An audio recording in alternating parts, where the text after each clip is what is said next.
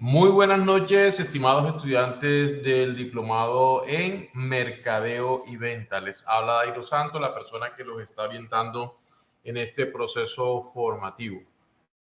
¿Sí? Bueno, la semana pasada estuvimos hablando respecto a unos términos en mercadeo y venta. ¿Sí?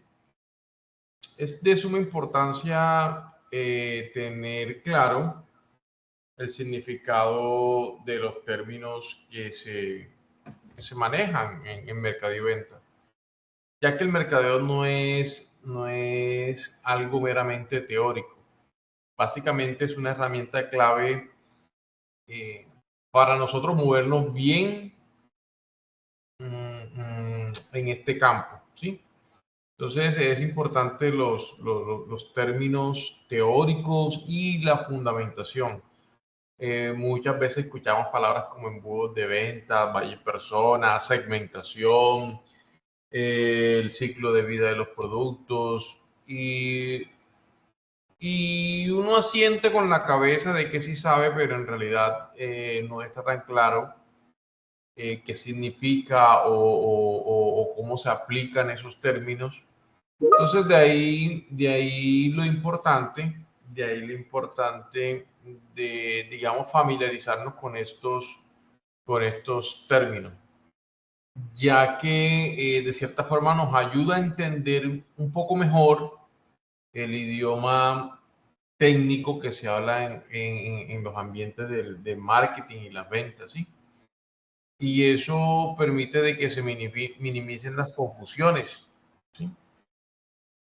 Entonces, digamos que entre más claro tengamos ese lenguaje, será más fácil para nosotros proponer ideas, entender a los clientes y hacer que nuestros productos o servicios realmente conecten con las personas. Entonces, el día de hoy vamos a continuar con la temática que inició la semana pasada la docente Diana Echeverri Gómez. Entonces, la temática que ella inició la semana pasada quedó a mitad de camino, entonces vamos a continuar hoy con esa fundamentación que es muy, pero muy importante. Entonces, los dejo en compañía de Diana Echeverri. Diana, muy buenas noches.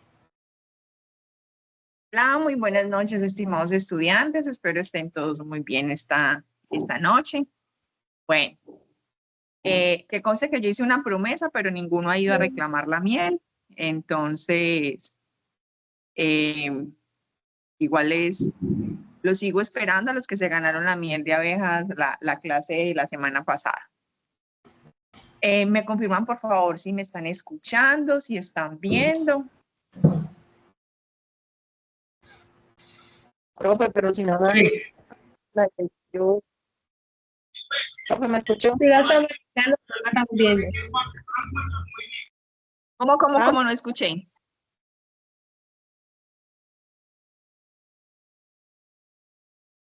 Bueno, entonces me están viendo y me están escuchando la presentación. Bueno, entonces recordemos que yo mañana porque claro, no la quieren.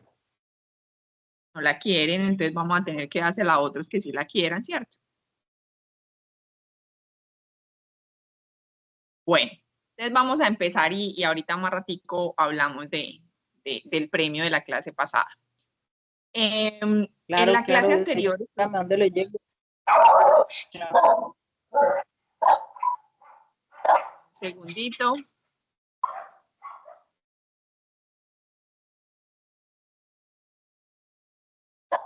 Bueno, entonces vamos a comenzar la clase. Entonces la semana pasada estuvimos hablando de esos conceptos importantes.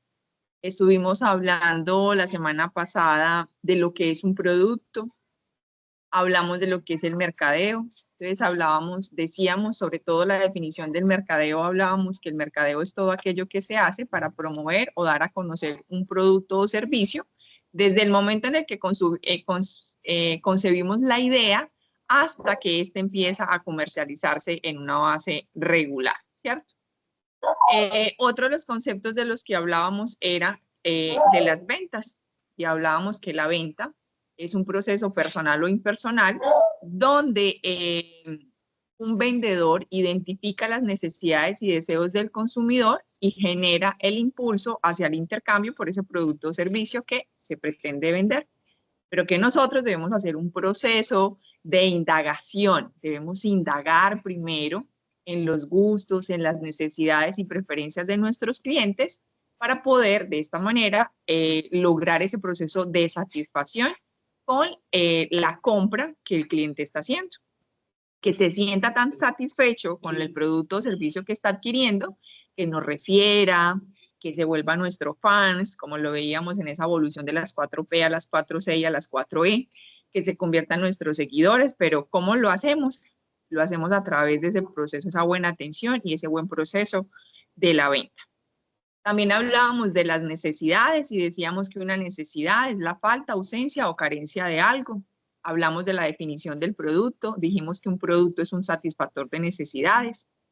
Hablamos de esas diferentes definiciones que dan los diferentes mercadólogos como Philip Kotler, Kevin Lane, ¿cierto? Entre otros, o entre otros que estuvimos viendo la clase anterior. Hablábamos de esas necesidades explícitas y esas necesidades implícitas.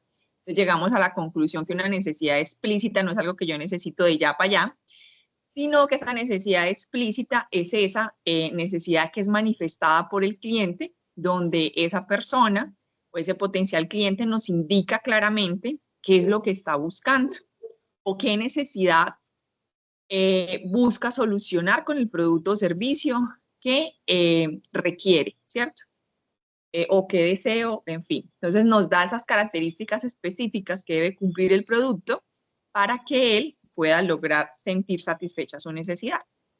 Mientras que las necesidades implícitas son aquellas necesidades que aún no siendo manifestadas por el cliente, él espera que ese producto o servicio satisfaga la necesidad. Entonces hablábamos de esas necesidades implícitas, es cuando hicimos un ejemplo, dijimos que cuando vamos a un hotel y pedimos una habitación, y que era lo mínimo que nosotros esperábamos conseguir en esa habitación, la cama, baño, pues obviamente que la cama tuviese el colchón, estuviese bien tendida, limpia, almohadas, toallas, jabón, ¿cierto? Mínimamente un ventilador, un televisor para distraerse un poco, pero que cumpla con el objetivo de descansar. Y que uno no llega pidiéndole al hotel la habitación y recordándole que la habitación debe tener una cama, que la cama debe tener un colchón, que el colchón debe tener unas sábanas limpias, etcétera, etcétera, ¿cierto? Entonces ahí hablamos de esas necesidades implícitas, cómo se soluciona, cómo se vivencia esa necesidad implícita.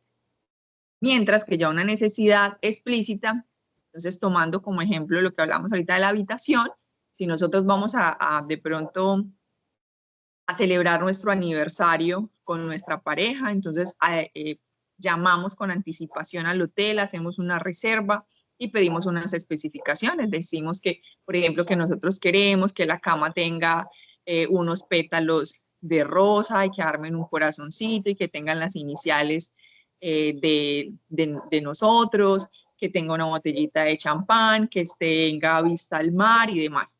Entonces ahí estamos hablando de una necesidad explícita porque yo le estoy indicando claramente al hotel qué es lo que yo quiero encontrar una vez llegue con mi pareja a ese hotel y me den mi habitación.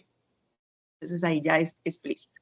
Hablábamos de las necesidades según la pirámide de Maslow, donde vimos que él lo genera en 5 escalas, donde hablábamos que las primeras necesidades, las primeras 4 son las necesidades del déficit, que es todo aquello que nosotros buscamos satisfacer con los productos o servicios que adquirimos, pero cuando cambiamos, no como compradores de un producto, sino como vendedores, debemos tener en cuenta cuál es esa necesidad que satisface mi producto y en qué escala la necesidad está.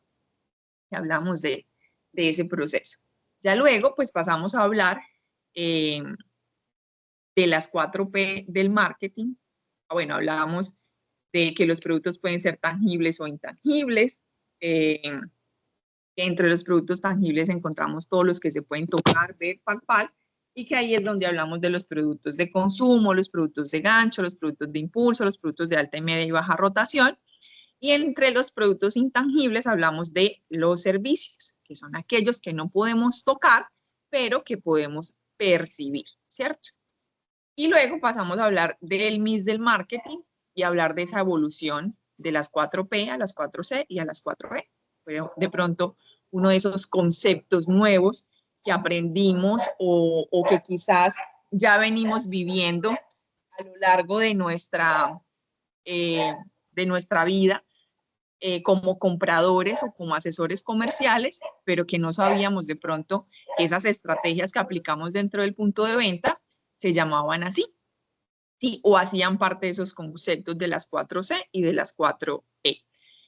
Bueno, entonces así sucesivamente, entonces recordar que las 4P son las variables más importantes del mercadeo, que siempre van a estar presentes, que las 4E no van a reemplazar las 4P, ni que las 4C van a reemplazar las 4P, que así como es de importante el producto, también es importante el consumidor y es importante brindarle al cliente una experiencia, ¿sí? Es brindarle una experiencia y una emoción con ese proceso de compra o con ese proceso de visitar un punto de venta. Indispensablemente de que le podamos dar el producto o servicio que él está buscando, pues sienta que lo recibimos bien, que brindamos una buena atención, una buena asesoría y que si bien esta vez no pudimos satisfacer su necesidad, pues en algún momento lo lograremos hacer. O en su defecto, pues ese potencial cliente nos referirá con otras personas, hablando bien de nosotros, hablando de esa bonita experiencia que vivió con nosotros y que a pesar de que no logró encontrar lo que estaba buscando, le brindamos un buen servicio. Esa sería más o menos como la secuencia de esas 4, de la P, de la C y la E, o al menos las primeras de cada uno de esos conceptos, ¿cierto? Entonces, el precio seguirá siendo el valor que se le asigna a un producto, indispensablemente de que estemos hablando también de los costos o que estemos hablando de que en cualquier lugar nosotros podemos realizar un proceso de la venta. Siempre un producto o servicio tendrá un precio. Ya es implementar estas otras estrategias para poder tener un mayor alcance a la hora de comercializar nuestros productos y establecer un precio teniendo en cuenta otros aspectos que quizás al principio no se tenían tan claro de cómo establecerle el precio de venta a un producto. La plaza o la distribución, pues siempre vamos a tener ese canal de venta, siempre vamos a buscar tener una buena comunicación con el cliente.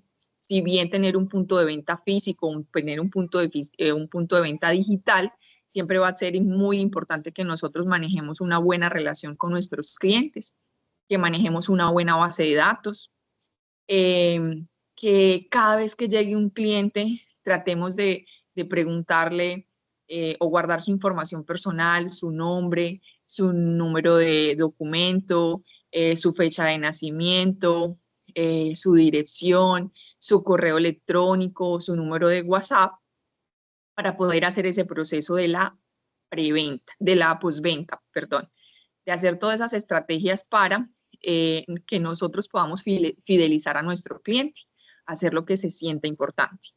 Porque nosotros debemos tratar de hacer o de generar ese proceso de la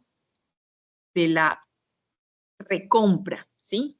Una relación con un cliente no finaliza cuando el cliente se lleva el producto, ¿sí? Por primera vez. Ahí apenas está iniciando una relación comercial y nosotros debemos tener claro eso. Si una persona hoy se llevó un televisor, si una persona hoy se llevó una nevera, probablemente va a necesitar o va a requerir otros electrodomésticos. De pronto no de un día para otro, o de pronto no un electrodoméstico del mismo valor del que se llevó en ese momento, pero nosotros no vendemos solamente electrodomésticos, nosotros también vendemos lencería para el hogar, nosotros también vendemos comunicación, nosotros también vendemos productos para embellecer nuestro hogar, ¿cierto? Vendemos muchas cosas. Entonces es más fácil venderle a un cliente que ya me compró que tener que salir a buscar un cliente para cada producto que vendo desde mi punto de venta. Entonces, por eso es tan importante que nosotros organicemos una muy buena base de datos para que nosotros podamos realizar ese proceso de la reventa de nuestros productos, de esos productos que llegan nuevos a nuestro punto de venta, pero también de esos productos que ya están en nuestro punto de venta o de esos productos que se han venido quedando en nuestra tienda. Entonces, ir mirando, hacemos para mejorar esa relación con nuestros clientes y que a su vez nos permita también incrementar las ventas, que es el objetivo de todo punto de venta, ¿cierto? Entonces, allí la importancia de guardar esa información de nuestros clientes. Bueno, entonces terminábamos la clase anterior diciendo que los productos, por ejemplo, tienen un ciclo de vida, que este comienza con el lanzamiento, luego pasa por una fase de crecimiento, alcanza la madurez y que finalmente entra en una fase de declive. Entonces hay productos que llegan a una fase de declive muy rápidamente, como lo son los productos tecnológicos y sobre todo lo que tiene que ver con los productos que nos sirven para generar una comunicación con otras personas, como son los dispositivos móviles, los computadores. Entonces esa es una tecnología que cae fácilmente en obsolescencia, pero no porque el producto sea malo, sino porque las empresas todo el tiempo están innovando, sacando nuevos productos con características diferentes para poder mantener enamorados a sus clientes de su marca, más que de su producto, de su marca. Y generar esa confianza y esa credibilidad con su marca.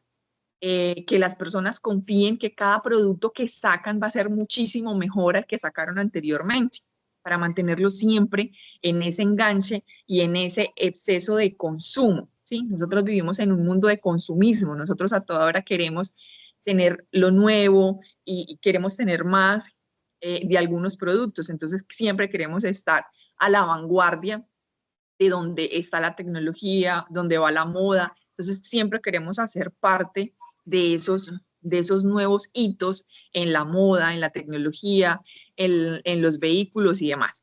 Ve que no nos alcance el dinero para tener una vida así, pero digamos que muchas personas sueñan con tener esa capacidad adquisitiva de cambiar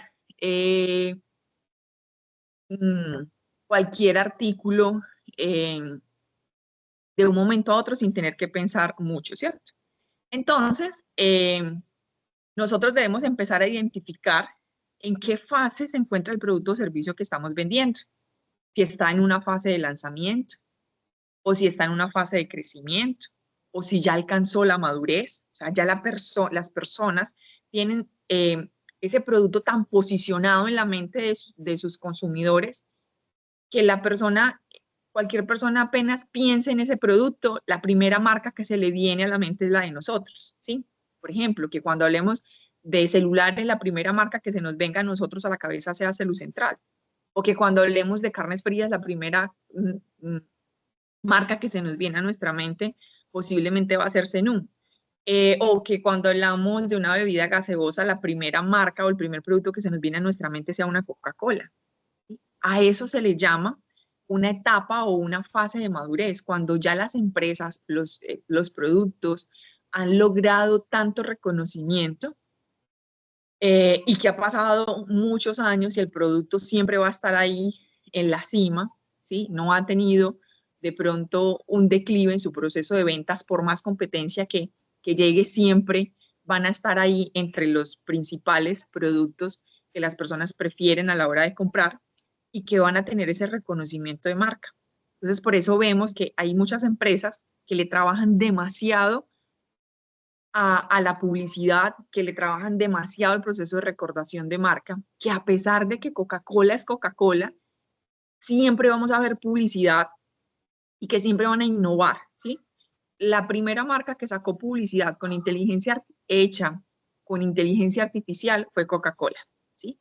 Utilizando una herramienta que se llama DaVinci, hicieron, obviamente también con la creatividad de las personas que hacen parte del área de publicidad de Coca-Cola, pero utilizando una herramienta como DaVinci, que es una herramienta de inteligencia artificial, sacaron la primera publicidad. Entonces ellos siempre están a la vanguardia de qué es eso que viene para el mercado, para poder generar un enganche con sus posibles clientes y no caer en obsolescencia o no caer en una fase de declinación donde las personas no quieran saber nada de nuestros productos.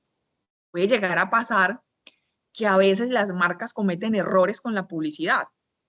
De pronto hay empresas que generan una campaña publicitaria y creen que va a ser exitosa, pero resulta que puede ser percibida por su cliente como una publicidad racista, como una publicidad machista, o como una publicidad que va en contra de la libertad de expresión, por ejemplo. Y eso puede llegar a afectar de una manera negativa la reputación de una marca. Entonces deben tener mucho cuidado de cuál es ese tipo de publicidad que van a sacar al mercado para que no tengan una imagen negativa desde el cliente.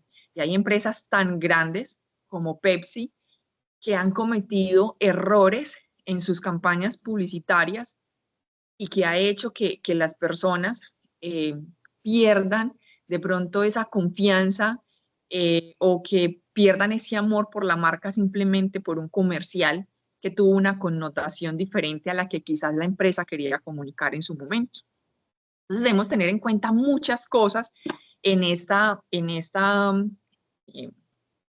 este ciclo de vida de los productos. Debemos tener en cuenta muchas cosas, en especial el producto, pero también esas otras características de las que estábamos hablando, el producto, el precio, la plaza, la promoción y demás, para poder diseñar una estrategia mercadológica que realmente llegue hasta nuestro público objetivo y realmente se quede. ¿Sí? Entonces, esas etapas o esas fases que se atraviesan durante el ciclo de vida del producto, que a veces es confundida con la fecha de vencimiento o la fecha de vida útil de un producto, ¿sí? Ya uno tiene un celular y usted puede que vaya y compre un celular ahorita, ¿sí? Pero ya esto ya viene configurado, para una vida útil, ¿sí? ¿Qué es eso de una vida útil?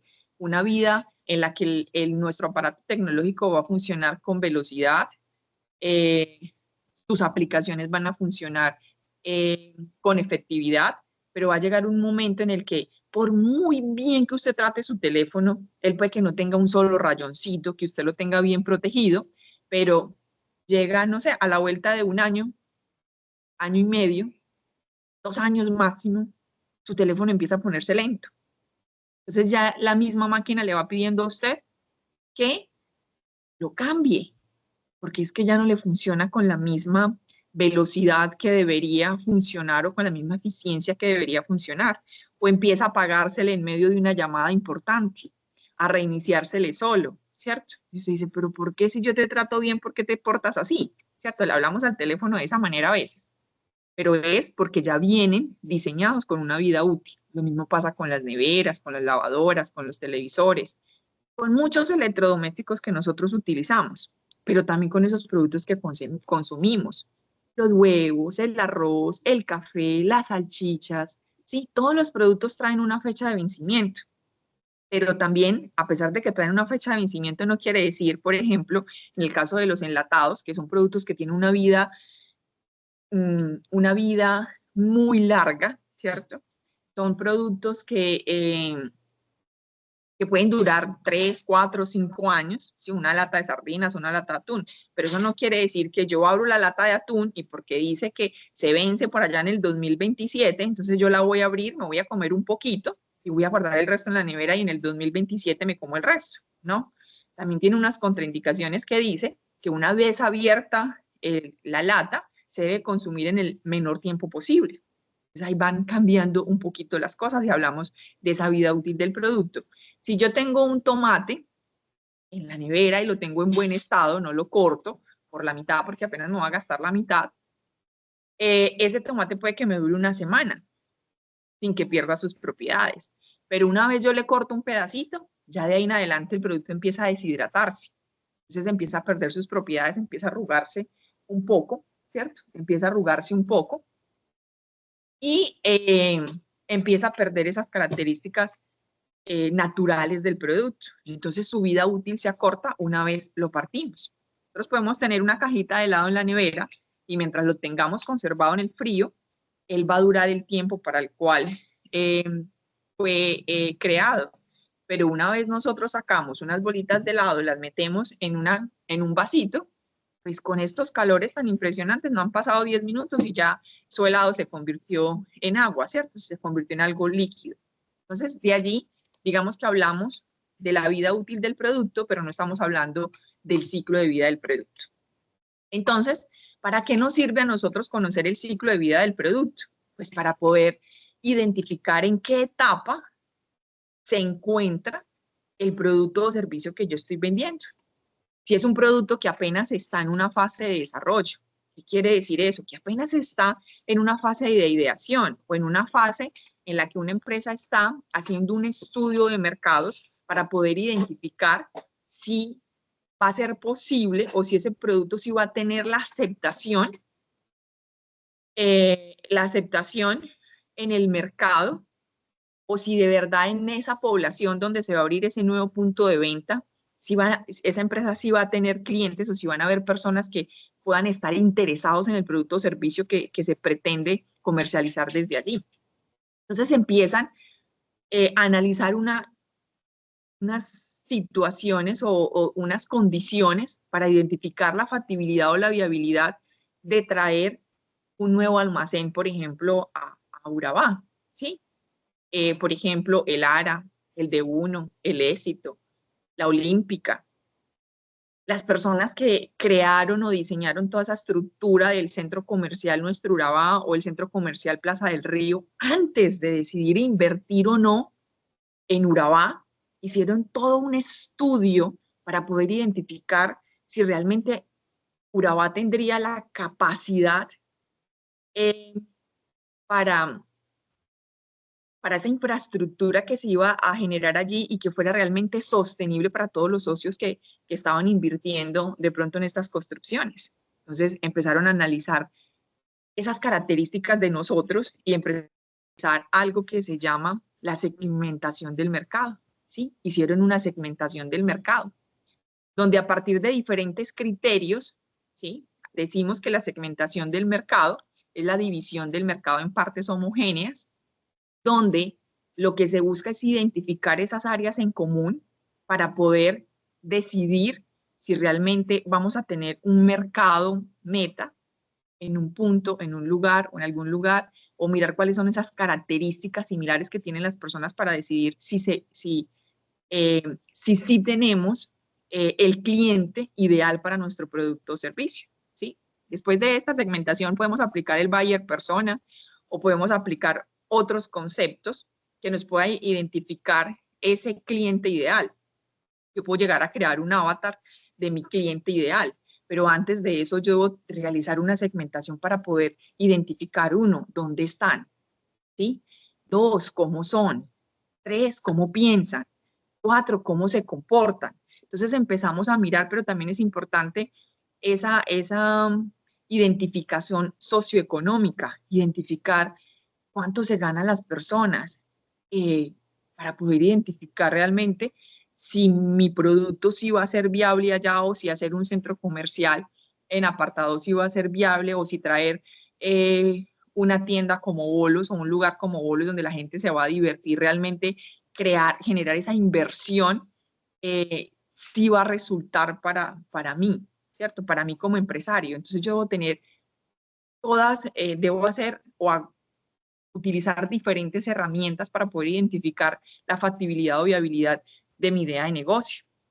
Ustedes antes de decidir qué estudiar, yo también hago un estudio, analizo. Si yo quiero estudiar, por ejemplo, comercio exterior, porque vienen ahorita los puertos para Urabá, entonces yo debo empezar a mirar cuántas personas han estudiado comercio exterior, ¿Dónde están esas personas que estudiaron esa carrera? ¿Dónde están trabajando? ¿Cuáles son esos conocimientos que yo debo tener para decidir si sí estudio o no estudio? Si uno de los requisitos principales para ser un profesional en comercio exterior son los idiomas, ¿yo qué tan bueno soy para el inglés, para el mandarín? Sobre todo para esos idiomas en los que normalmente se hacen esos tratos comerciales a nivel del exterior. Entonces vemos que China es una de los países con los que mayor relación comercial están teniendo los países actualmente. Entonces, ¿qué tan bueno soy yo para aprender esos nuevos idiomas? ¿Qué tan bueno fui yo en el inglés o qué tan bueno puedo ser en el inglés para que eso no se convierta en un obstáculo para esa inversión que yo voy a hacer y voy a estudiar 5 años? Pero también qué tan bueno soy yo con la tecnología, qué tanto sé yo de todas estas herramientas tecnológicas que nos ayudan a nosotros ahorita a tener eh, esa relación comercial a nivel del exterior. ¿Qué tanto conozco del Inconter? ¿Qué tanto conozco de las empresas de logística? Porque tener una combinación de muchos conocimientos para poder ser un profesional en comercio exterior. ¿Sí? Entonces yo también puedo hacer una investigación que me permite identificar qué tan viable sería para mí estudiar esta carrera y podría utilizar otra herramienta como es la DOFA, que ahorita vamos a hablar de ellas. Entonces, volviendo a lo que es la segmentación del mercado, entonces decimos que la segmentación del mercado es la división del mismo en partes homogéneas. Entonces, si yo voy a comercializar un producto o servicio, yo debo tener en cuenta geográficamente dónde están mis clientes. Yo me debo preguntar, esas personas que podrían estar interesadas en comprar mi producto o servicio, ¿dónde están? ¿Dónde las encuentro? Yo las puedo encontrar en una localidad, en un barrio, ¿sí? Por muy pequeño que sea mi emprendimiento o mi empresa, yo debo preguntarme, ¿dónde los voy a encontrar para poder identificar dónde sería el mejor lugar para yo poder tener mi establecimiento comercial? O si lo voy a hacer a nivel digital, entonces para identificar dónde voy a mostrar mi publicidad. Geográficamente, ¿quiénes son esas personas que estarían dispuestos a comprar una miel? ¿Dónde están esas posibles personas que les interesa un producto 100% natural o que les interesa un producto orgánico como la miel? Entonces yo utilizo Google Trend o cualquier otra herramienta si lo que voy a hacer es que voy a vender mi producto a nivel digital. Pero si es a nivel local, entonces empezar a mirar cuál sería el mejor lugar para poner un establecimiento físico para que las personas que deseen adquirir mi producto o que tengan interés en mi producto lleguen hasta donde yo estoy. O si no, al menos que mi punto de venta sea visible para ellos y que esas personas que transiten por ese lugar se vean interesados en adquirir mi producto. Entonces, geográficamente, segmentamos para identificar o para conocer dónde están mis clientes. Ahora, demográficamente, ¿yo qué me debo preguntar demográficamente? ¿Cómo son? ¿Sí? ¿Cómo son esas personas? ¿Sí? ¿Cuál es su género? ¿Cuál es su edad? ¿A qué religión pertenecen? ¿Cuál es su estatus socioeconómico? ¿Cuál es su nivel de educación? ¿Sí? Yo necesito conocer esos aspectos de ese potencial cliente para mi empresa o para mi producto. Profe, ¿y eso para qué? Porque es que a veces nosotros cometemos el pequeño error de decir, no, es que yo voy a poner un almacén de ropa para niños. ¿Y quiénes van a ser tus clientes? Los niños. Hay tanto niño que nace todos los días, pues los niños, pero se nos olvida es que un niño no tiene capacidad adquisitiva. Entonces nuestros clientes no van a ser los niños, nuestros clientes van a ser los papás, el papá, la mamá o el abuelo, que es el que tiene esa capacidad adquisitiva para comprar los pañales, la pañalera, el coche, la ropa, ¿sí? Y más para un bebé que usted le compró ropa hoy y a los 15 días ya le tiene que volver a comprar ropa porque ya no le sirve, ¿cierto? Y siempre debemos pensar en comprar algo un poquito más grandecito, nosotros como padres, para poder que la ropita le dure un poquito más de 15 días. O resulta que es muy comeloncito y ya se engordó y ya no le sirve la ropa. Entonces, nosotros debemos tener claridad de quién es realmente nuestro cliente. Y debemos pensar, cuando pensemos en esto debemos tener claro quién es esa persona que tiene esa capacidad adquisitiva de mi producto. ¿Quién es esa persona que estaría dispuesta a comprar mi producto? Entonces ahí analizamos esos datos demográficos. Y también empezamos a pensar que no es lo mismo, ¿sí?, vender ropa para bebés que vender un curso. Porque si vamos a pensar en comercializar ropa para bebé, entonces ya dijimos, el cliente ideal para ese sería el papá, la mamá, el abuelo, ¿sí?, de ese bebé. Mientras que si yo voy a vender un curso, ¿es un curso de qué? ¿Es un curso de seguridad vial? ¿Es un curso de ofimática? ¿Es un curso de mercadeo como este? ¿Es un curso de marketing digital? Ah, pero entonces yo también debo conocer ese nivel de conocimiento que debe tener esa persona, entonces ese grado de escolaridad. Entonces una persona que va a aprender Excel, entonces debe tener unos conocimientos básicos, al menos debe saber de ofimática básica y encender un computador para poder darle de pronto un curso de calidad. O si yo voy a vender un curso de Power BI, que es un curso muchísimo más avanzado, donde una persona analiza datos y hace una cantidad de cosas, tablas dinámicas y una cantidad de cosas en esa área, entonces debe ser una persona que tenga un conocimiento avanzado en Excel para que realmente no se frustre en este curso de Power BI. Entonces, es necesario que nosotros conozcamos muy al detalle a nuestro cliente. Por eso esa evolución de la que hablábamos en la clase anterior, de las 4P a las 4C, que ese es el conocimiento del consumidor y del cliente, ¿cierto? Porque yo como papá le puedo comprar a mi hijo un curso de Power BI. Entonces el cliente es el papá, pero el consumidor es el hijo porque él es el que lo va a hacer, porque es el que va a enriquecer su conocimiento. Entonces yo debo tener un conocimiento muy amplio de esos datos demográficos de mis potenciales clientes para poder llegar de una manera efectiva a él y poder implementar una estrategia mercadológica que realmente nos lleve a generar resultados, que no sea como tirando pólvora a gallinazos o tirando pólvora al aire o tiros al aire para ver qué cae. No, porque es que la publicidad cuesta, ¿sí? Digamos que gracias a las tecnologías de la información y la comunicación y a la llegada a las redes sociales y a los estados de WhatsApp, nosotros podemos hacer publicidad de manera orgánica, pero antes no. Antes de las llegadas de las tecnologías de la información y la comunicación hacíamos estrategias mercadológicas tradicionales como la radio, la televisión, los volantes, ¿sí? Y quizás lo más económico de esas estrategias mercadológicas tradicionales era de pronto el perifoneo, ¿sí? Y ahorita al menos es más sencillo para una persona. Tiene un baflecito, o lo amarra a un poste con una memoria y ella está ahí sonando todo el tiempo. Y la persona dueña del bafle me cobra 10.000 pesos por día o por X cantidad de horas y lo riega en diferentes partes del municipio para que cuando la gente transite por los semáforos escuche la publicidad de mi negocio. Entonces ya las personas no se tienen que salir a solear como lo hacían antes, que andaban por ahí con un megáfono en una bicicleta, andando por todo el barrio o por todo el municipio, hablando acerca de nuestra empresa. Entonces, digamos que en este momento puede que un perifoneo nos esté costando entre, no sé, 20.000, 10.000 pesos un día, pero antes no costaba eso, costaba muchísimo más porque la persona requería un esfuerzo mayor para poder promocionar mi producto, mi servicio o mi establecimiento comercial. Hacer una pauta radial costaba muchísimo, y más si yo la quería al mediodía. Lo mismo un comercial de televisión al mediodía, una pauta en la Chiva, ¿sí?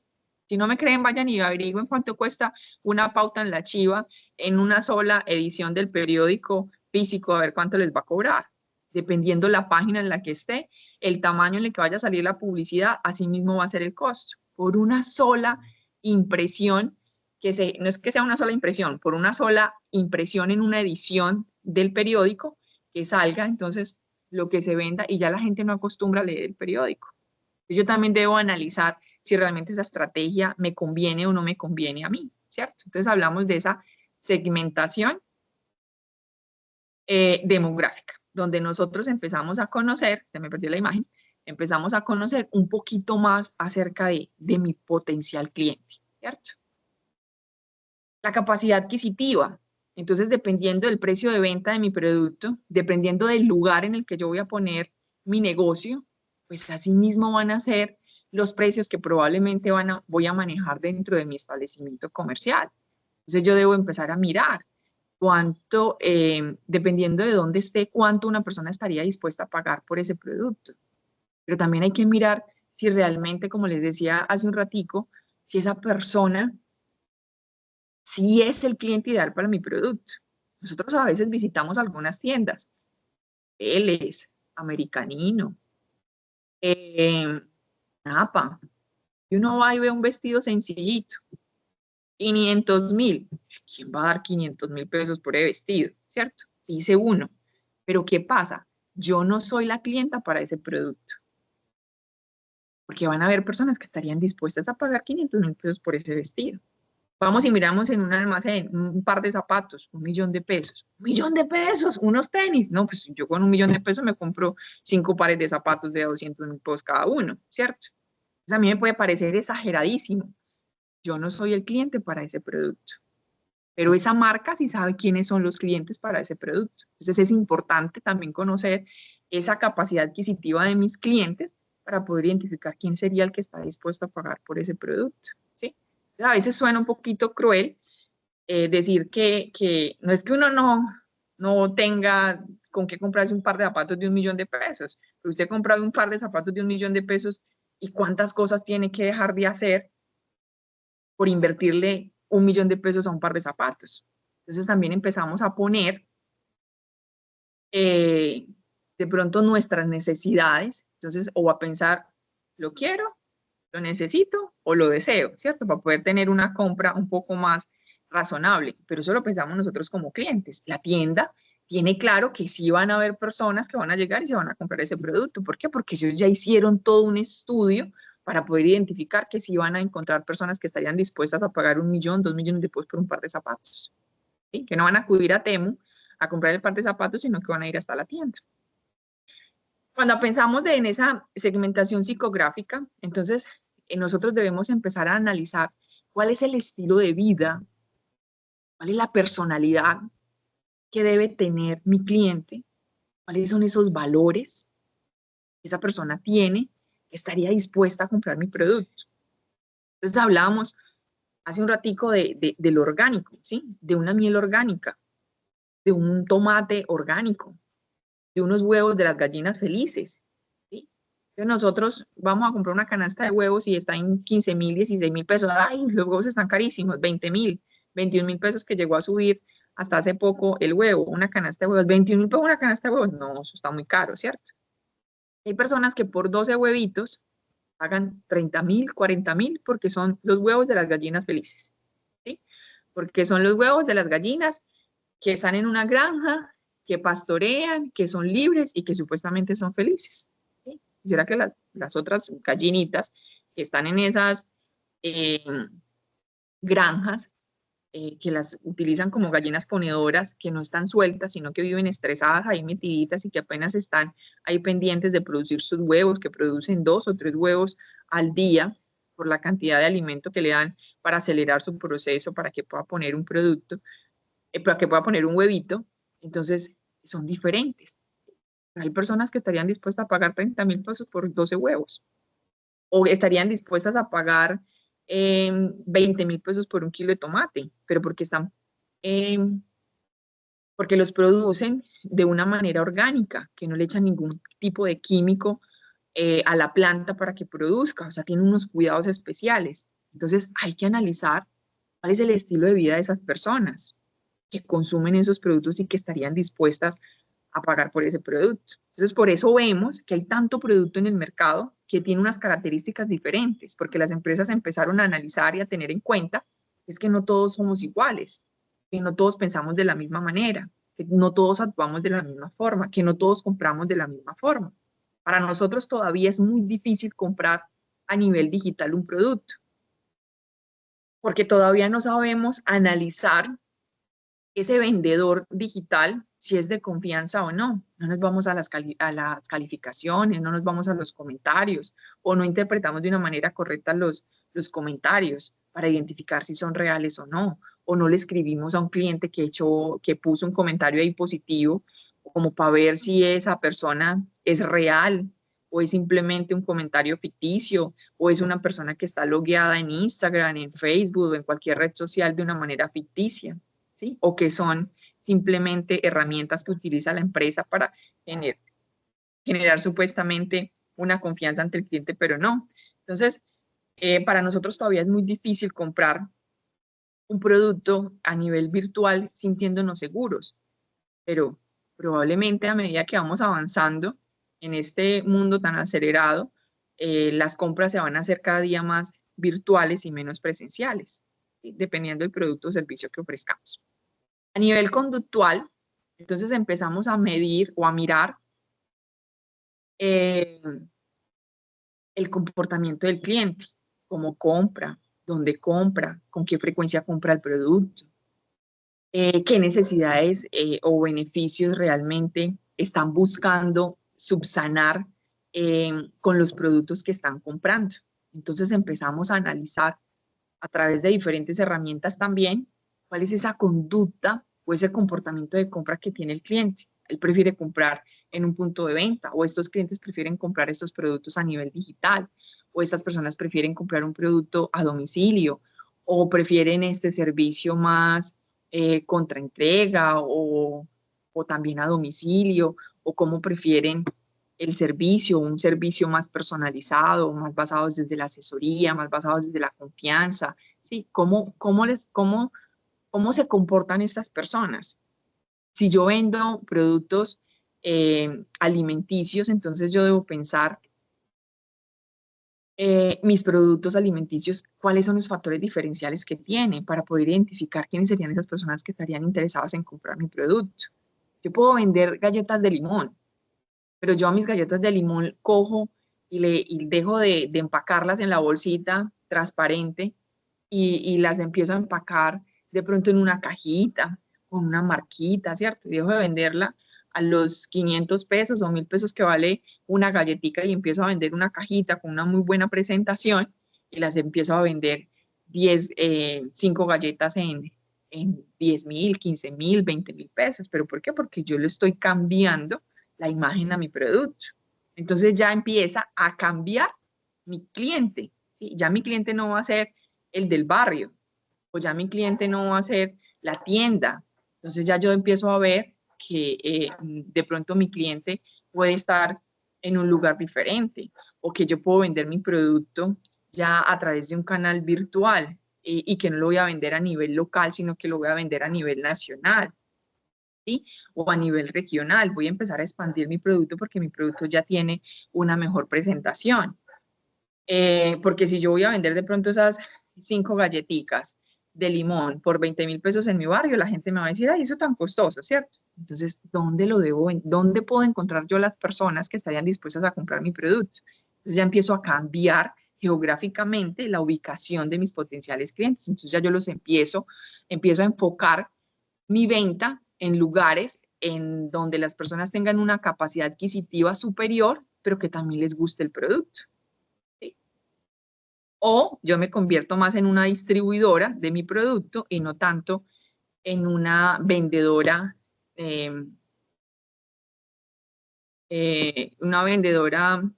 directa del producto, sino que ya empiezo a ver mis clientes que sean de pronto panaderías, reposterías o lugares que tengan de pronto una mejor reputación o una, ¿cómo diría? Profe Dairo, ¿me ayudas ahí? ¿Cómo diría? Que tengan un buen sistema de ventas. Bueno, que tengan un mejor sistema de ventas. Entonces ya yo empiezo a cambiar mi cliente, ¿cierto? Ya empiezo a ver que mi cliente puede llegar a ser otra persona. Entonces, cuando yo hago una segmentación del mercado generando o teniendo en cuenta estos criterios geográfico, demográfico, socioeconómico, psicográfico y conductual, entonces ya yo tengo de pronto una mayor claridad de cómo debe ser esa persona o esas personas, qué características deben tener o qué criterios debe cumplir para poderlo visualizar como un cliente o como un potencial cliente para mi empresa o para mi producto. Y esto lo hacen todas las empresas, o lo deberíamos hacer todas las empresas, desde las empresas hasta los emprendedores deberíamos empezar a analizar esto, para no sacar un producto al mercado y le pregunten, ve, ¿quiénes son tus clientes? No, cualquiera puede comprar mi producto. Probablemente puede que sí, pero yo no voy a sacar un producto al mercado imitando al que ya está. Yo siempre voy a empezar a analizar cuál es ese factor diferencial que le voy a poner a mi producto o cómo le voy a llegar a mi cliente para que él realmente se sienta atraído por lo que yo voy a comercializar. ¿Sí? Entonces, esta sería una de esas estrategias o uno de esos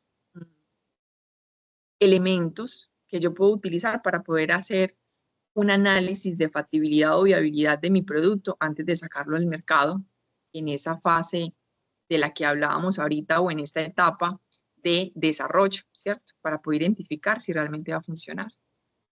Pero también podemos aplicar la matriz DOFA.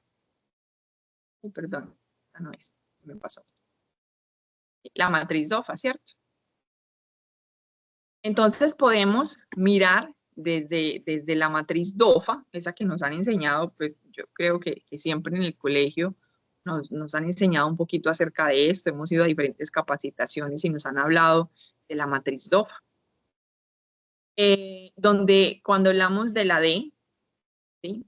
Entonces hablamos de las debilidades. Entonces una empresa empieza a analizar qué iniciativas no funcionan bien y por qué no funcionan bien, o qué podría mejorar, o qué recursos podría favorecer el rendimiento de este producto que yo voy a comercializar. ¿Sí? Entonces analizamos eso. ¿Qué es eso que todavía mi producto debe mejorar, que mi empresa debe mejorar, que mis colaboradores deben mejorar para que mi empresa se sostenga en el mercado? ¿Sí? Entonces, cuando una empresa empieza a perder clientes, mejor dicho, en una empresa cuando pierden el primer cliente, se encienden las alarmas para identificar, para buscar, identificar en qué fallamos, porque ese cliente se fue, porque esa persona que era un cliente frecuente en la empresa, de un momento a otro dejó de comprar. ¿Sí? Entonces empezamos a analizar en qué estamos fallando. De pronto, mis colaboradores ya necesitan una capacitación en atención al cliente o necesitan una capacitación en comunicación asertiva o necesitan una comunicación en cohesión grupal o relaciones interpersonales, ¿sí? Porque a veces las relaciones a nivel interna de una empresa pueden afectar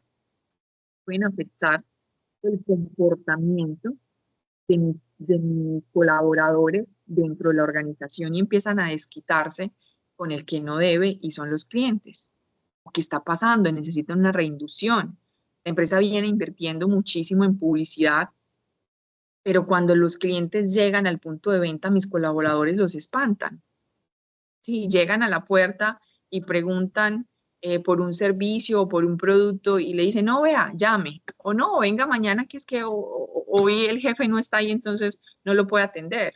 Entonces, es irrisorio que se invierta tanto en publicidad, en tratar de darnos a conocer y que cuando el cliente llegue a la puerta nosotros lleguemos y como asesores o como vendedores lo matemos de una, diciéndole, no tenemos.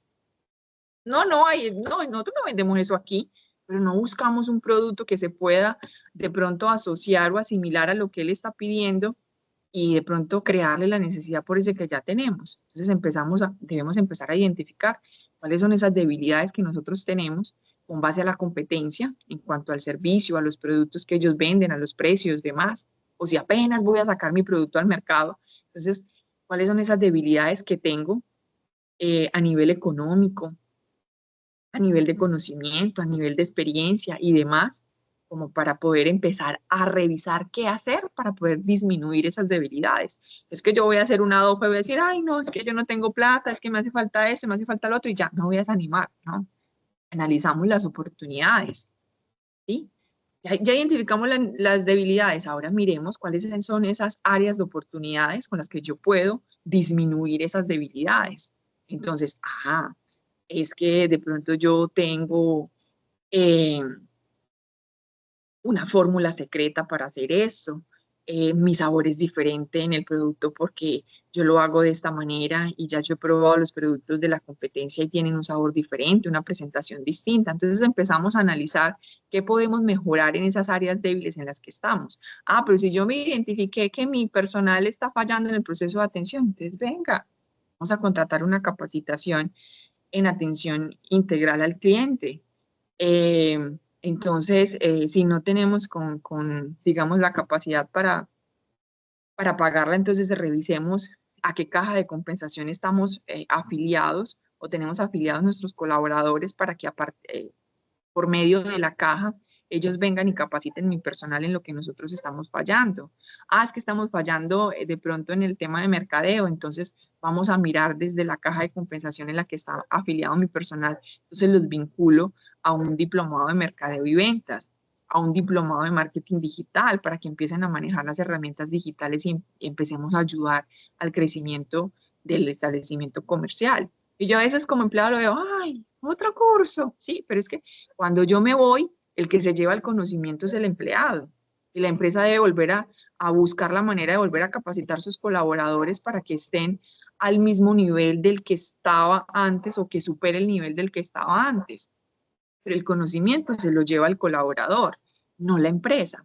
Porque muchas veces se capacitan a todo el personal, pero las personas que hacen parte del área administrativa o que son dueños del negocio no son los que se capacitan. Entonces confían plenamente en su colaborador, en que va a adquirir el conocimiento y lo va a poner en práctica dentro del punto 20, que no le va a servir solamente al negocio, sino que también le va a servir al colaborador a nivel personal, que cuando se vaya, pues se va a llevar el certificado y ese le va a servir para de pronto mejorar sus ingresos o conseguir otro empleo, ¿cierto? Entonces empezamos a mirar esas brechas de mercado en nuestros servicios. ¿Cuáles son esas metas que nosotros tenemos para este año? ¿Cuáles son esas metas que nosotros tenemos ahorita a nivel comercial con la llegada de los puertos? ¿Qué queremos nosotros vender? ¿O qué tenemos nosotros para ofrecerle a esas personas que van a llegar y que van a migrar a nuestro municipio? Y qué le vamos a ofrecer a ellos, porque ellos van a venir y van a empezar una vida nueva. Nosotros ya estamos adaptados a nuestro entorno, pero vienen personas que todavía no. Entonces van a venir personas que vienen de tierra fría, que van a necesitar acondicionar sus viviendas con aire acondicionado, con electrodomésticos, porque de pronto les sale más económico comprar que traerse en todo un trasteo, ¿cierto? Entonces empezamos a analizar cuáles son esas áreas de oportunidades. Es que nosotros también nos estamos capacitando en inglés para poder tener una comunicación con esas personas que van a llegar a nuestro municipio, que van a ser extranjeros y que el inglés es el idioma universal. Entonces vamos a empezar a capacitar allí para poder identificar, para poder tener una relación comercial también con esos clientes, con esos potenciales clientes o esas personas que van a llegar a nuestra localidad. Entonces ahí es cuando nosotros empezamos a identificar esas áreas de oportunidades. ¿Qué está pasando a nuestro alrededor? ¿Qué tendencias están llegando en el mercado? ¿O cuáles son las tendencias que se están moviendo actualmente? Cada vez que sale una película de Marvel, de Disney, sale una cantidad de productos alusivos a ello y que nosotros debemos aprovechar esa tendencia en el mercado para poder vender algunos productos que hacen relación o que están relacionados con la Barbie, con Cenicienta, con Cars, con Rápido y Furioso, sí, con tantas cosas que salen en el cine, que se van convirtiendo en tendencias. Hay una nueva, por ejemplo, ahorita que llegó Shakira a Colombia y empezó a hacer toda esa gira a nivel de Colombia en las diferentes ciudades principales de Colombia. cuánto mercado se movió o cuántas ventas se hicieron en esos lugares en los que estuvo esta actriz, esta cantante, ¿cierto? Entonces, es empezar a revisar desde antes, no es que vamos a esperar a que Shakira llegue a Barranquilla o llegue a Medellín para empezar a mirar a ver cómo nos vamos a preparar. Nosotros debemos prepararnos antes, entonces debemos empezar a identificar esas oportunidades antes de que lleguen las cosas, para que cuando realmente sucedan, ya nosotros estemos preparados para eso, ¿sí? Es anticiparnos a esas situaciones. Las fortalezas, ¿qué es eso que estamos haciendo bien? ¿Qué hace nuestra empresa? ¿Qué hace que nuestra empresa sea especial? ¿Qué nos gusta más de nuestros negocios? Entonces resulta que una de las grandes cosas que tiene mi empresa, o de las cosas positivas que tiene mi empresa, es el tema de las garantías. Somos una empresa que nos preocupamos porque nuestros clientes, cuando traigan sus productos por garantía, nosotros no le decimos, no, llame, no, tranquila, nosotros hacemos todo el proceso de acompañamiento en el proceso de la garantía.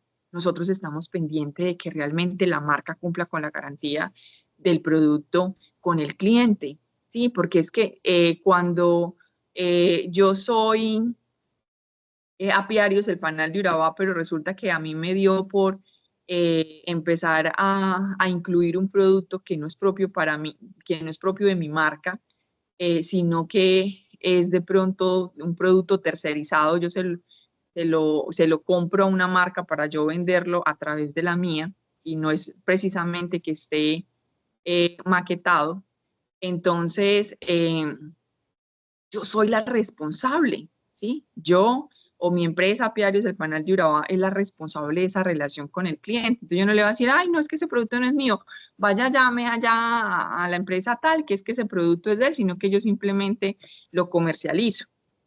No, sí, no hacerle ese acompañamiento, ayudarle con el tema de la garantía y que el cliente realmente se sienta satisfecho. Entonces eso hace que mi empresa sea diferente, o que tenga ese factor diferencial en el tema de las garantías, ese acompañamiento que se da.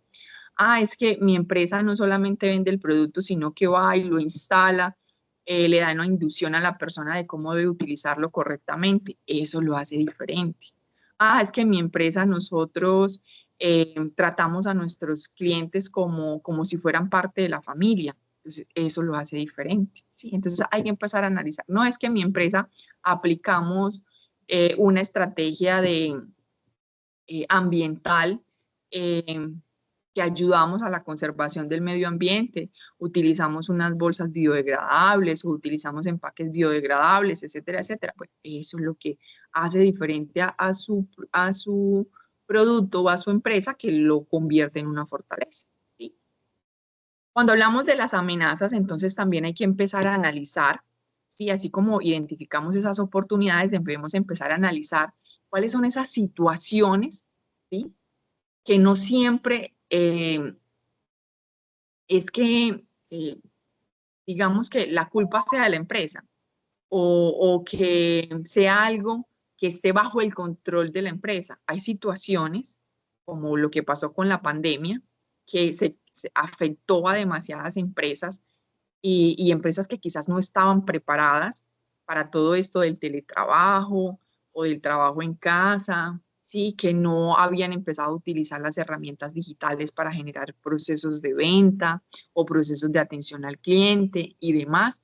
Entonces se vieron en la necesidad de cerrar porque no se anticiparon, o porque no creyeron que en algún momento iban a necesitar de las tecnologías de la información y la comunicación para generar ventas, ¿sí? Entonces, eso los llevó al declive, a tener que cerrar sus negocios. En cambio, aquellas empresas que ya al menos habían diseñado una página web, tenían una red social, que tenían presencia en la internet, se pudieron sostener, que ya venían haciendo de pronto inducciones o aplicando diferentes herramientas para poder tener una relación con el cliente a través de cualquiera de estas herramientas digitales. Entonces hay que empezar a analizar cuáles son esas situaciones que podrían llegar a afectarme, ¿sí? Así como el puerto puede llegar a abrir muchas oportunidades, para muchos de nosotros también se puede llegar a convertir en una amenaza para nosotros, porque van a llegar más empresas, quizás empresas que están en otros países o quizás empresas que están dentro de nuestro país, pero que ya tienen una reputación, un reconocimiento de marca y van a querer abrir un punto de venta en nuestro municipio, y que de pronto ellos hacen lo mismo que yo hago, pero entonces ellos van a tener la posibilidad de vender los productos a un precio más económicos porque ellos son mayoristas, mientras que yo todavía no trabajo con esa capacidad de mayorista, ¿sí? Entonces empezamos a generar de pronto esa guerra de precios, pero también de reputación o en el mercado. Eso no quiere decir que porque venga una empresa que tenga un reconocimiento de marca, de pronto mi negocio va a dejar de vender, ¿cierto? Porque yo quizás doy un buen servicio y tengo también un buen producto, pero probablemente, dependiendo de cómo nos comportamos nosotros, de lo que hablamos ahorita de las conductas, y nosotros como urabaenses somos muy dados a la innovación. O a las cosas nuevas. Llega un punto de venta nuevo y todos salimos a comprar a Dollar City, ¿cierto? Entonces ya dejamos de ir a comprar al de uno los detergentes y nos vamos para el Dollar City a comprar los detergentes. Entonces somos muy dados a cambiar nuestro comportamiento de compra dependiendo de quién llegue y cuál sea ese reconocimiento que tenga esa marca a nivel nacional e internacional. Entonces, eso se podría llegar a convertir en una amenaza para mi negocio. Entonces, nosotros como empresas, independientemente de que estemos en una fase de desarrollo o ya estemos en una fase de madurez o en una fase de crecimiento, debemos estar siempre atentos a esta matriz DOF para poder identificar cómo estamos. Porque una empresa no funciona con un solo producto, funciona con diferentes productos. Bueno, chicos, ¿cómo vamos hasta ahí? Ya llevamos una horita conversando. Carolina, te escucho. Muy Bien, bien. profe. Sí. Dudas, preguntas.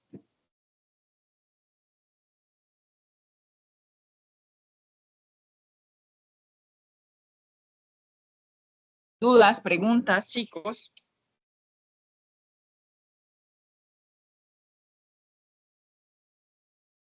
Y si ustedes conocían esta herramienta, ¿cierto? La DOFA.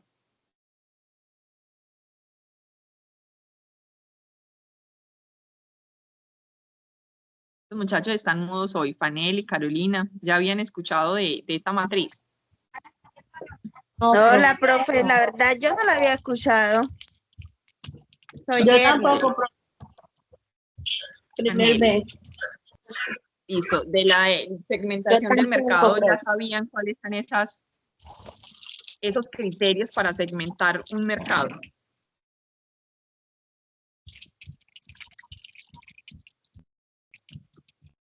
Bueno, De yo les hago una pregunta. esta, sí, de esta primera que tiene aquí, sí, ya había hecho ¿cómo le digo? Yo hice una técnica de mercado y venta y alguito nos habían hablado de esta, pero de la otra no, la DOFA no.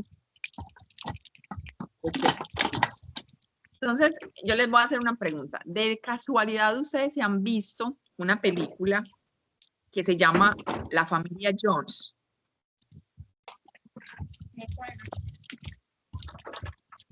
Una película que se llama La Familia Jones, que también tiene por nombre Amor por Contrato.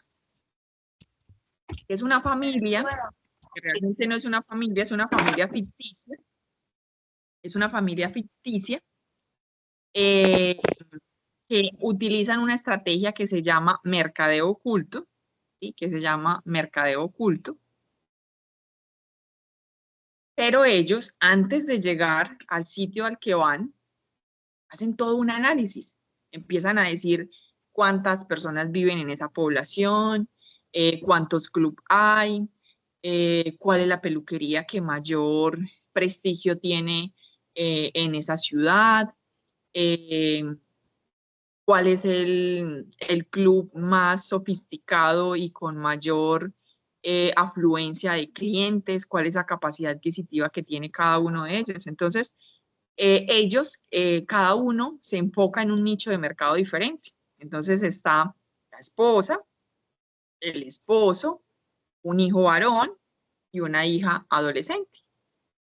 Entonces, el esposo se dedica a ir al club a jugar golf, ¿sí? Y lo que él necesita hacer es empezar a utilizar prendas de vestir, reloj, zapatos, ¿sí? Todo lo que tenga que ver con esa instrumentación para que un hombre se vea elegante, pero también, por ejemplo, en el golf, entonces vende palos de golf, pero no es que se va y vende los palos de golf, no, él se lleva un juego de palos de golf, se los lleva al campo, se une con algunas personas que les gusta el golf y empieza a sacar los productos, pero saca por ahí un teléfono que en ese tiempo, o en el tiempo de la película, entonces era un teléfono en el que se podían hacer por primera vez videollamadas y desde el campo de golf hace una videollamada y su esposa está por allá en un salón de belleza y está el estilista organizando su cabello, pero ella llega a esa primera cita con un bolso que apenas está saliendo al mercado, pero que el tipo conoce de tendencias y empieza a relacionarla con otras personas. El tipo también empieza a relacionarse con otros a través de eso y empiezan las personas a utilizar los palos de golf, las camisas, las gorras, las zapatillas. La mujer empieza a vender los shampoos, los tratamientos para el cabello y una cantidad de cosas. No sé si ya más o menos se hacen idea de cuál es la película. Si no, los invito a que se la vean. Se llama Amor por Contrato o La Familia Jones y es donde se aplica una estrategia de mercadeo oculto. Y el primer producto que venden es un celular. El primer producto que venden es un celular, pero no es que lo vendan. Ay, no, venga, yo se lo vendo. No, lo muestran y ya a partir de mostrar el producto, entonces ya las personas empiezan a conocerlo y ya lo van a comprar a la tienda donde están. Entonces todo lo que ellos utilizan lo empiezan a vender en las tiendas donde normalmente circulan esas personas con las cuales ellos se están relacionando, ¿sí? La chica empieza a utilizar una pañoleta, después todo el colegio utiliza la pañoleta, el joven empieza a utilizar juegos tecnológicos y ya invita a los compañeros a la casa, a que conozcan la casa, los juegos y demás, y así sucesivamente y se va generando esa estrategia. Y la estrategia se llama mercadeo oculto, pero antes de eso, pues hacen todo un proceso de indagación y a ellos les pagaban por fingir ser una familia y podían utilizar todo lo que la empresa deseaba comercializar. Tenían vivían en una mansión con muchísimas cosas de última generación, pero ese era su trabajo, ¿sí? Les pagaban para hacer esa estrategia de mercadeo oculto.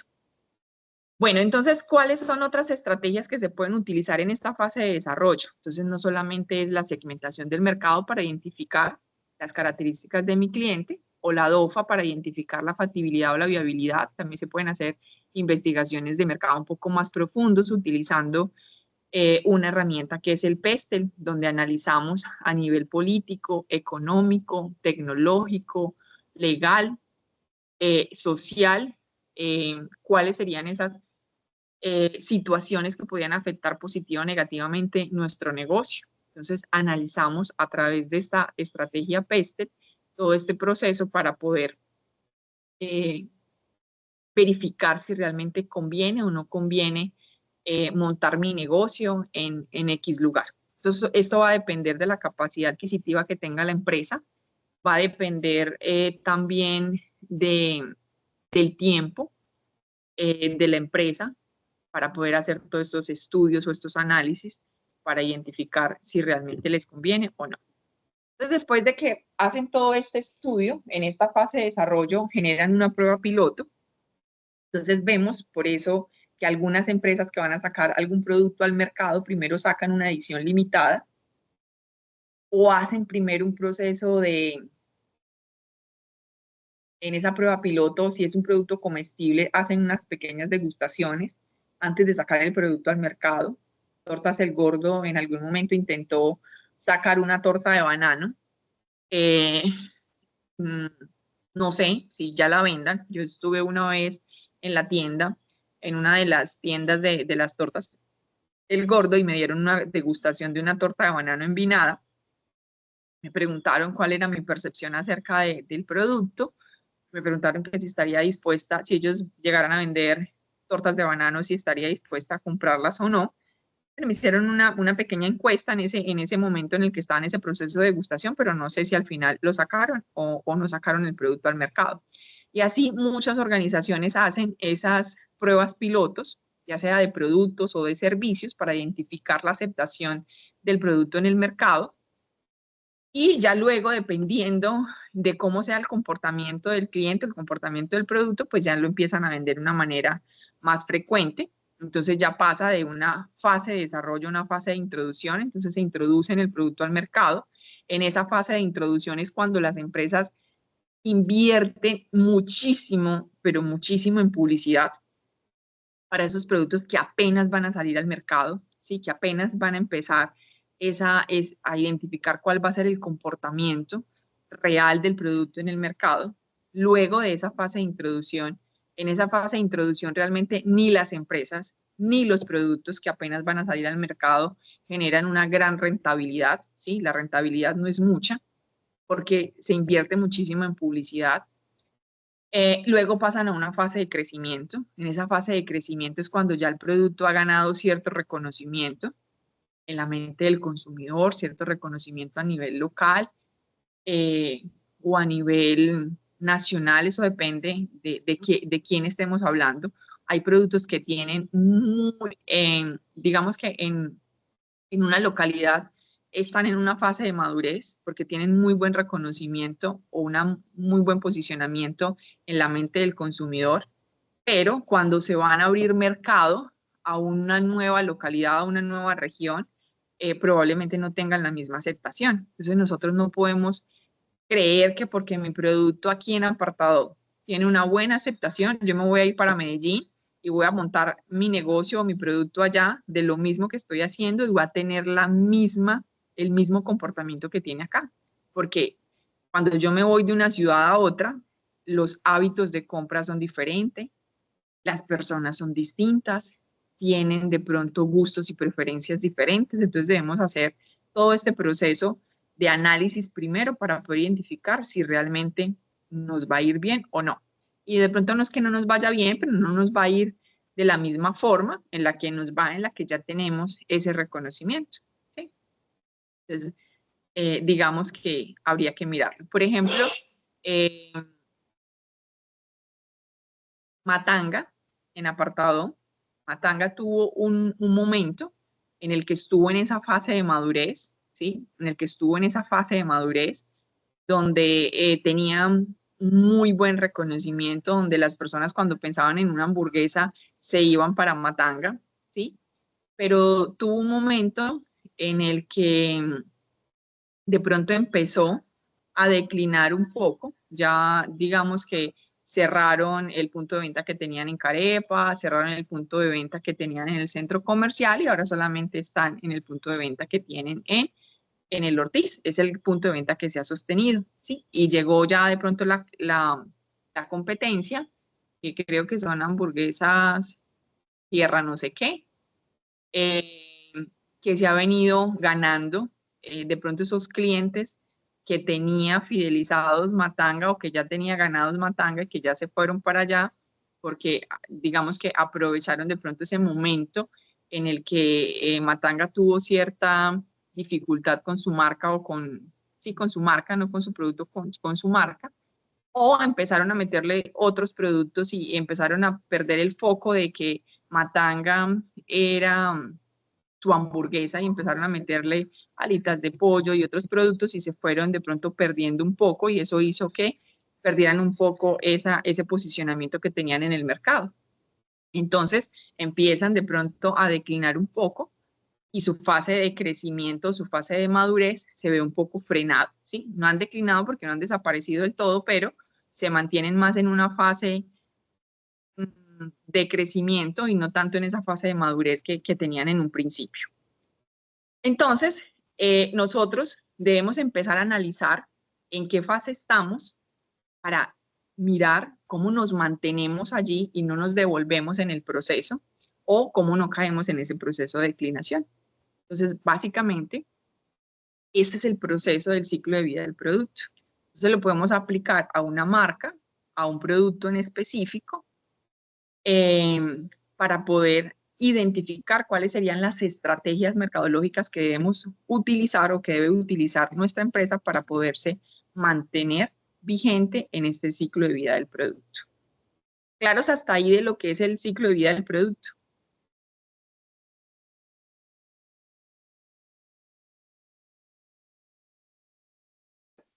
Sí, profe.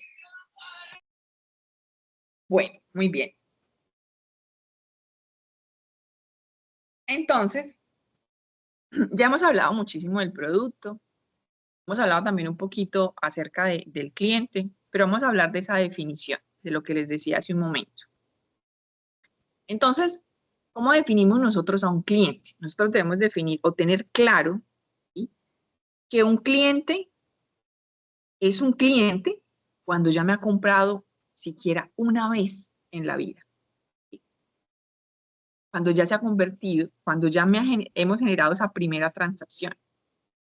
De lo contrario, esa persona es un potencial cliente o es un prospecto. Ya pueden utilizar diferentes términos, ¿sí?, aunque hay una pequeña diferencia entre un prospecto y un potencial cliente, pero básicamente todavía esa persona, el prospecto o el cliente potencial, todavía no me ha generado una compra.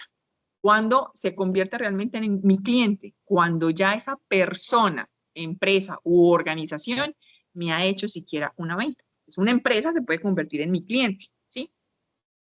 Escalar se puede llegar a convertir en el cliente de Celucentral. Confenalco se puede llegar a convertir en el cliente de Celucentral. Apiarios, el Panal de Urabá, se puede llegar a convertir en el cliente de Celucentral. Univan se puede llegar a convertir en el cliente de Celucentral, ¿sí? Porque es una razón social la que le hace la compra de los celulares para todos los empleados de esa empresa, ¿sí? Y los empleados se convierten en los consumidores para Celucentral, porque ellos no fueron los que pagaron el producto, así sea el que los utilice. Ya si la empresa de pronto les descuenta el valor del celular que les está entregando, igual sigue siendo Univan el cliente, porque es que la plata de los empleados no llega a Celucentral, sino que llega a Univan, ¿sí? Entonces va a seguir siendo Univan el cliente para Celucentral, ¿sí? Entonces, cuando hablamos de ese consumidor, es la persona que utiliza el producto, ¿sí? Entonces, nosotros debemos tener en cuenta que un consumidor es la persona que utiliza el producto, más no es mi cliente, ¿sí? Entonces, ahorita hablábamos del papá y de la mamá con el almacén de ropas para niños. Entonces, el cliente para ese almacén de ropa para niños son los papás o la persona que tiene la capacidad adquisitiva. El niño va a ser el consumidor. Pero los niños tienen algo y es poder de convencimiento, ¿sí? Tienen esa capacidad de persuadir al papá o a la mamá de dónde ir a comprar. Entonces, los niños tienen esa capacidad de influir en sus padres para que compren un producto o servicio, pero eso también va a depender de la edad que tenga el niño. Un bebé que acaba de nacer, pues no va a tener esa capacidad de influir en el papá o la mamá para que vayan y le compren a X almacén. Probablemente el que influya sea la abuela, la tía, la prima, sí, otra persona que quizás ya tuvo bebés o que pasó por esa tienda, vio los productos y dijo, ay no, en tal parte hay una tienda donde venden una ropa espectacular para bebé, venga, vamos, ¿sí? Entonces generamos ese proceso de convencimiento para que la persona vaya y compre el producto. Entonces, el consumidor actual o potencial de productos o servicios que adquiere de forma voluntaria productos o servicios que necesita o desea para sí mismo, para otra persona o para una empresa u organización, por lo cual es el motivo principal por el que se crean, producen, fabrican y comercializan productos y servicios. Entonces, ¿por qué una empresa crea un producto o un servicio? Porque puede existir un consumidor, puede existir un cliente potencial o puede existir un prospecto que estaría dispuesto a comprar esos productos o servicios para él mismo o para otra persona, ¿sí? Entonces, cuando hablamos de esa definición del cliente, entonces debemos tener claro que un cliente es aquella persona, empresa u organización que me ha hecho mínimamente una compra. Entonces, esos clientes actuales, cuando hablamos de esos clientes actuales, son aquellas personas, empresas u organizaciones que actualmente me están comprando. Entonces, tenemos los clientes actuales o los clientes activos o inactivos. Cuando un cliente se convierte en un cliente inactivo, cuando deja de comprarme, ¿sí? Entonces, debo conocer la razón por la cual esa persona me dejó de comprar. Entonces, esa persona fue mi cliente, ¿sí? Entonces, fue mi cliente. No va a dejar de ser, simplemente que es un cliente que en este momento se encuentra inactivo. ¿Quiénes son esos clientes potenciales? Son aquellas personas, empresas u organizaciones que no me realizan compra o que no realizan compras a la empresa en la actualidad, pero que yo los visualizo como mis potenciales clientes en un futuro porque tienen la disposición necesaria, el poder de compra y la autoridad para comprar. Entonces, por eso yo les decía, yo no sé si Univan es cliente o no de Salud Central, ¿sí? Pero podría llegar a convertirse en su cliente. Si yo voy, le armo una buena propuesta con unos buenos dispositivos móviles o con unos, sí, con unos buenos dispositivos móviles para sus supervisores. ¿Sí? Unos dispositivos móviles que tengan una buena cobertura, que no es que sean bonitos, sino que sean de pronto esos que son como un poco más robustos, que parecen un pequeño robot, que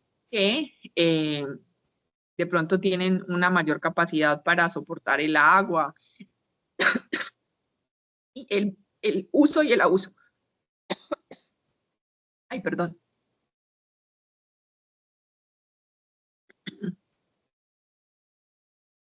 Auteco puede visualizar como su potencial cliente a empresas como Univan, como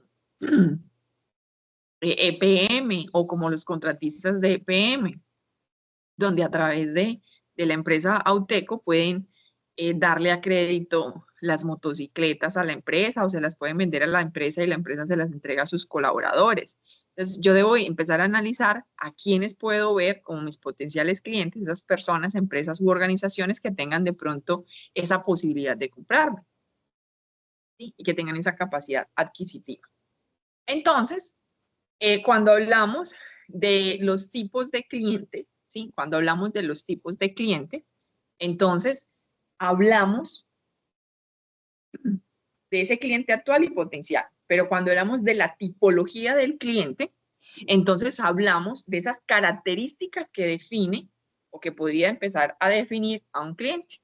Entonces, dependiendo su tipología, va a tener unas características y nosotros vamos a tener que tratar con él. Entonces, nosotros podemos tener un tipo de cliente que tiene unas características que es que se queja por todo. Entonces yo debo empezar a revisar como asesor cómo voy a atender a ese cliente sin entrar de pronto a estar a la defensiva o a tener una predisposición para atenderlo. Ay, allá viene don Mario. Ay, ese señor que se queja por todo como él te cansó. ¿Sí? Entonces ya yo me empiezo a generar una predisposición para atender el cliente. Lo primero que yo debo tener en cuenta con una persona que normalmente se queja es que me está ayudando. Me está ayudando a mí, está ayudando a la empresa a identificar dónde hay problemas y qué hacer para tenerlo que solucionar. ¿Sí? Porque una persona no se queja porque sí. Algo está fallando dentro del sistema de atención o dentro del sistema logístico o dentro de alguno de los sistemas que estamos manejando dentro de la organización. Algo está fallando. Es una persona que se queja, está identificando que algo no está bien. Entonces, ¿qué hay que hacer con una persona que se queja? Primero, aprender a escucharlo, aprenderlo a escuchar poniendo atención, no a simular que lo escucho, ¿cierto? Debo evitar estar a la defensiva, tenga o no tenga la razón el cliente. Y aquí es que no vamos, ay, profe, usted con eso, que el cliente siempre tiene la razón. No, el cliente no siempre tiene la razón, pero nosotros debemos empezar a argumentarle al cliente para que él comprenda que no tiene la razón, pero con argumentos, pero no decir, ay, no, eso no es así, ay, no, tal cosa, ¿cierto? Y adicional le ponemos caras y gestos y demás. No. Entonces, el cliente tenga o no tenga la razón por lo que se está quejando, nosotros debemos aprender a escuchar. Tenga o no tenga razón, nos disculpamos por la molestia que se está generando. ¿Sí? ¿Sí? Si tiene la razón, pues buscamos cómo solucionarlo de inmediato con mayor razón y valga la redundancia. ¿Sí? Si no tiene la razón, pues igual lo escuchamos y luego le explicamos. Vea, don Mario, lo que pasa es que este producto tiene una garantía así y así, o este producto se utiliza de esta y de esta y de esta manera. Entonces, revisemos cómo lo estamos utilizando o cómo lo estamos usando para ver si funciona o no funciona realmente, ¿cierto?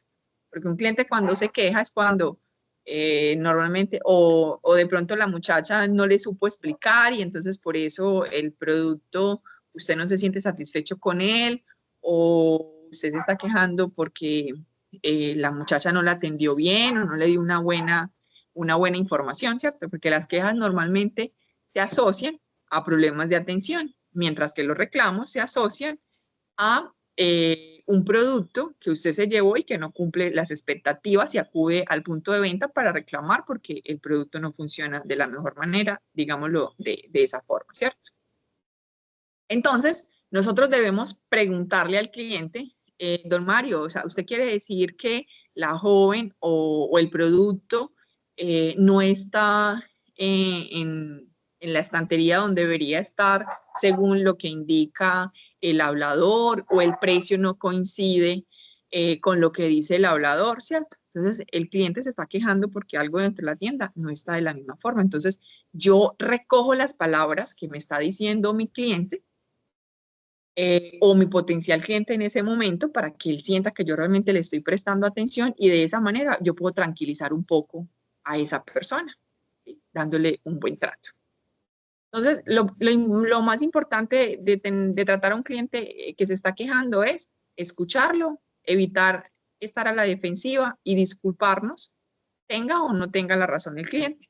Si no tiene la razón, pues les indico, escuchemos al cliente, no lo interrumpamos, dejémoslo que hable hasta que termine y luego, entonces nosotros le explicamos la situación dependiendo de lo que esté sucediendo en el momento. También pueden llegar esos clientes o esos potenciales clientes que todos se lo saben. Para ellos no hay nada novedoso, ¿sí? Entonces, nosotros debemos aprender a ser pacientes con estos clientes. También los debemos escuchar, ¿sí? Tratar de buscar un área en común entre ese cliente sábelo todo y nosotros para generar una conexión con él y demostrarle demostrarle confianza y respeto por su conocimiento, ¿sí? Le preguntamos acerca de lo que sabe. Aprovechamos ese conocimiento que él tiene para aprender de él y hacemos que él sea el que dirija de pronto el proceso de la venta o le damos a entender que él es el que tiene el poder en ese proceso de la venta, pero yo debo estar muy atento a identificar cuándo ese cliente está listo para generar ese cierre de la venta, ¿sí? Entonces, debemos tener en cuenta cuándo podemos generar ese cierre conversacional, convirtiendo esa conversación en una venta. También tenemos los clientes que son indecisos. Lo primero que hay que tener en cuenta con un cliente indeciso es que él sí quiere comprar. Lo que no sabe es qué. Entonces, ahí es donde entra nuestro trabajo de brindar una buena asesoría. Pero ¿cómo brindamos una buena asesoría? Recuerde, que lo estamos diciendo desde el principio, el proceso de indagación. Preguntarle a nuestro cliente, ¿sí? ¿Qué quiere? ¿Qué quiere solucionar con el producto? ¿Cómo desea el producto? ¿Cuáles son sus colores favoritos? ¿Quiénes van a utilizar el producto? ¿Dónde lo va a usar? Hay que saber hacer las preguntas para luego utilizar esas mismas respuestas que el cliente me está dando para poder generar ese proceso de la venta. Entonces, lo primero que debemos tener claro es que el cliente sí quiere comprar, lo que no sabe es qué. Entonces, yo no puedo convertir a un cliente indeciso en un cliente aún más indeciso. Yo no le puedo dar demasiadas opciones para que escoja. Yo debo darle máximo 3 opciones, pero si son 2, mejor, para que él pueda tomar una decisión. Pero si una persona que está indecisa y yo le saco 10 productos, pues más indeciso va a estar y probablemente se va a ir y no me va a comprar. Entonces va a dejar de ser un cliente indeciso y yo lo voy a tomar como un cliente lolo. Ah, es que el cliente, no, ese cliente simplemente vino a hacerme sacar todo eso. No, yo fui la que no tuvo la capacidad para identificar realmente cuál era la necesidad o el deseo o el problema que el cliente necesitaba solucionar, ¿sí? Y le di demasiadas opciones. Entonces, él se fue. Si estoy de buena, vuelve. Y quizás vuelve acompañado con una persona que le ayude a tomar una decisión. Tenemos los clientes silenciosos. Esos clientes que no les gusta que los atosiguemos mucho con demasiadas preguntas y con demasiadas cosas, sino que prefieren que le den su espacio para él poder observar, analizar, revisar. Y cuando necesita la ayuda del asesor, entonces nos va a buscar o nos va a hacer algún gesto. ¿Yo qué voy a hacer con un cliente silencioso? Estar muy atento, ponerme en un lugar donde pueda tener la capacidad de visualizarlo e identificar cuándo realmente me necesita o cuando yo note que el cliente tiene interés en algo, yo lo puedo abordar y le puedo decir, caballero, joven o dama, de este producto tenemos en otras tallas, en otros colores, en otros estilos, ¿cierto? Y rompemos el hielo con el cliente o con ese potencial cliente y podemos generar ese proceso de la venta. Entonces esas serían algunas de las formas como las que nosotros podríamos tratar esta tipología de clientes, ¿sí? Ahorita hay un nuevo término que se llaman eneatipos, que van un poco más allá de lo que son las tipologías de los clientes. Entonces, si de pronto el profe no les ha hablado, puede que más adelante les hable un poquito acerca de ese término de los eneatipos, que ya son características más definidas de esos potenciales clientes y que nosotros debemos hablarle al cliente o comunicarnos a nivel digital o a nivel presencial, comunicarnos con ellos a través de ese comportamiento que tiene cada uno de estos potenciales clientes, ¿cierto? Entonces, nosotros debemos tratar de manejar una buena comunicación con el cliente, hacer una buena presentación de lo que es la empresa, ¿sí? O cuando vamos a hablar de pronto en público o de pronto nos llevan a una feria o hacer una presentación en algún lugar, nosotros debemos, o estamos al frente de un cliente, debemos tener en cuenta cuáles serían esos pasos ideales para nosotros ganarnos la confianza del cliente, ¿sí? Nosotros debemos aprender a adaptar nuestro discurso al tipo de cliente que tenemos. Hablando de esa tipología de la que hablábamos ahorita, ¿sí? Si yo tengo un cliente que está en un estado de enojo o que se está quejando, pues yo no puedo llegar y hablarle de una forma muy burlona, grotesca, porque vamos a hacer que ese cliente se enoje más, ¿cierto? Entonces, o si yo estoy al frente ya no de una tipología de estos clientes, sino que ya de pronto tengo enfrente a una persona adulta, a un indígena, o a un niño, pues entonces yo voy a empezar a identificar cuál sería la forma correcta en la que yo debo hablar con él, ¿sí? Entonces, debemos empezar a utilizar de pronto un lenguaje no muy técnico, un lenguaje un poco más coloquial para podernos dar a entender. Entonces es importante que nosotros tengamos en cuenta que en estos procesos de la venta, nosotros somos los que debemos buscar la forma de darnos a entender con el potencial cliente, ¿sí? Que la persona comprenda lo que nosotros le queremos decir, ¿sí? A veces la persona no nos entiende, uno le dice, ay, es que usted no me entiende. No, soy yo el que tiene un problema comunicacional con él y no he buscado la estrategia correcta para darme a entender.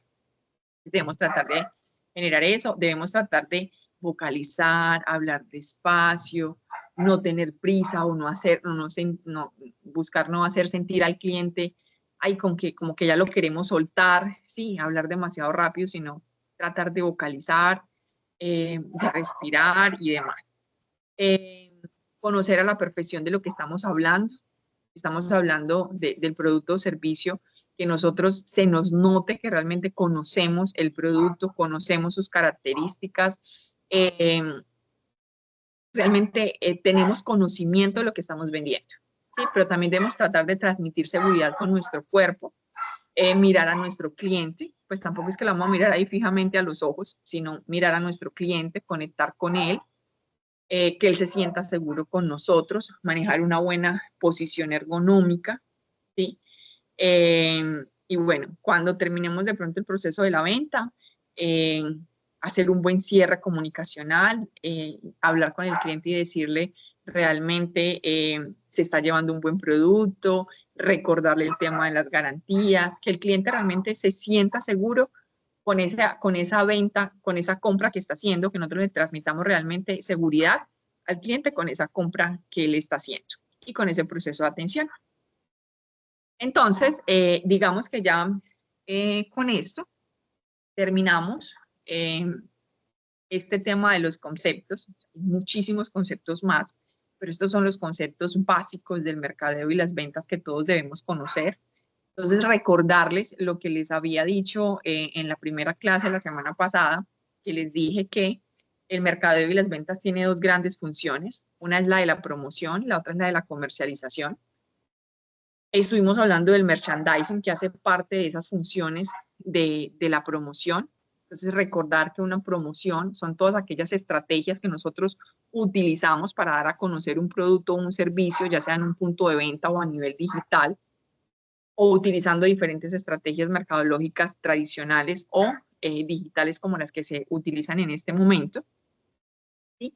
Que nosotros podemos hacer atractivo un punto de venta con una buena iluminación, con un buen contraste, con una buena utilización de los colores, con un marketing auditivo, con un marketing olfativo, pero que también va de la mano con ese proceso de la atención, porque eso es un proceso integral. El proceso de la venta es un proceso integral, no es simplemente tener un producto en una exhibición o en un redondel, en un anaquel o en una vitrina, ¿sí? Esto va acompañado de todo un proceso de atención, que nosotros debemos tener esa buena interacción con nuestros potenciales clientes para poder generar ese proceso de la venta. La otra gran función de este proceso es el proceso de la venta, y recordar lo que les decía hace un ratico, que el proceso de la venta no finaliza cuando nosotros vendemos nuestro primer producto, cuando el cliente se lleva el primer producto, sino que ahí apenas inicia toda una relación comercial con el cliente. Entonces, no sé si tienen dudas, preguntas, si quieren participar, o si hago algunas preguntas y me contestan con base a lo que hemos venido hablando durante estas dos clases que hemos tenido de conceptos importantes. A ver, voy a empezar por ahí.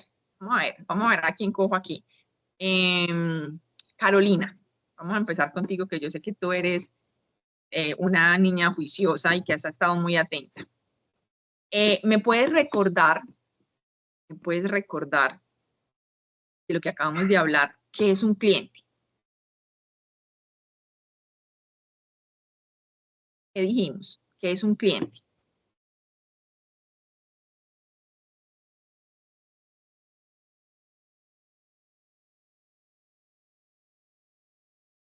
Y esos muchachos me van hablando sola.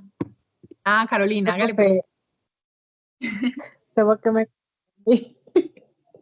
Bueno. No, porque de las juiciosas. Pero a veces que no sé cómo explicarle, yo a veces sí les entiendo, pero no sé cómo explicarles lo que yo les entiendo. Pero bueno. Hágale.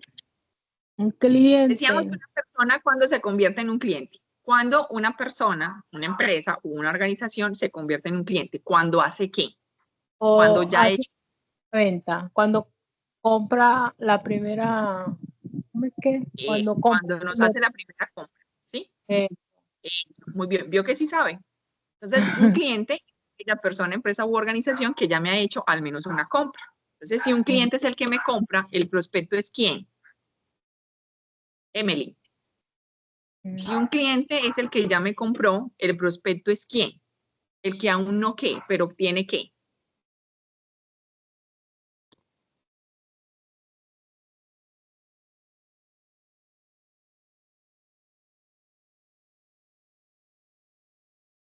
A ver, por aquí como que escribieron.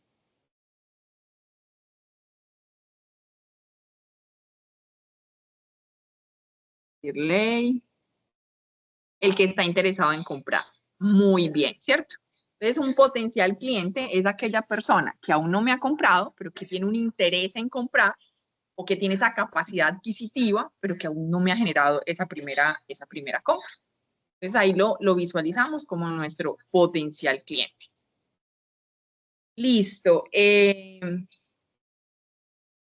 Resumamos todo este proceso. Entonces, es importante que tengamos siempre presente que una necesidad es la falta, ausencia o carencia de algo, que un producto es un satisfactor de necesidades, que los productos se dividen en tangibles e intangibles, donde los productos tangibles son aquellos productos que nosotros podemos tocar, ver, palpar, evaluar, que los productos intangibles son los servicios, aquellos que nosotros no podemos tocar, pero que podemos percibir y que va de la mano con todo ese proceso de atención, que dentro de esos productos intangibles, que no les hablé, pero que les voy a hacer de pronto mención de ellos, existen unos productos que son híbridos, que cumplen esa doble función del producto que podemos tocar y el servicio, como lo es el servicio de restaurante.